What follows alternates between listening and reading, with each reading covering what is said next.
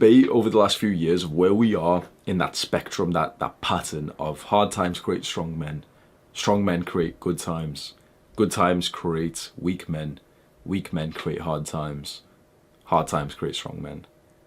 And so when you've seen discussions of this concept, this pattern online, a bunch of people say we're already in the hard times create strong men, and a bunch of people say that we are in the weak men create hard times.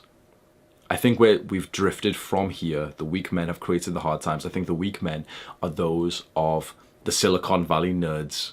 I think they are our weak men, even though they are the strongest men of humanity ever. Like, the strongest person or people right now are nerds. They control presidents, they control governments, they control billions of people's views. They hold everyone's attention, and attention is the most valuable currency and also weapon of the modern time.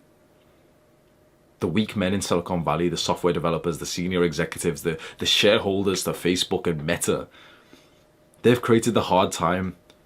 They have blood on their hands from the death, from the suicides of tens of thousands, of hundreds of thousands of young people, older people, children.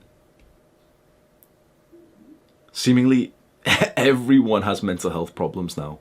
Everyone is going through a hard time, which is very interesting because whilst we're all going through a hard time mentally and spiritually, we're actually living in physically one of the easiest times of life.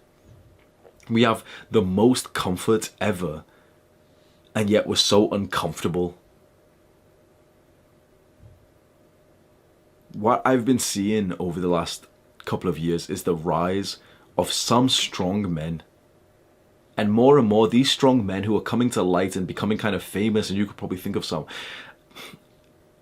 A few years ago, 5, 10, 15 years ago, they were just seen as weird, misogynistic, racist, bad people. As times went on, those same strong men, or the new kind of person of the strong man, the new image of the strong man, now has almost like a 50-50 split. A bunch of people really like him and think, oh, his message is so important. And a bunch of people also still think, oh yeah, he's really weird and creepy and right-wing and racist and misogynist. And I think as time goes on, that split is going to get way more on this side, where we realize, okay, the strong man is needed. This message is needed.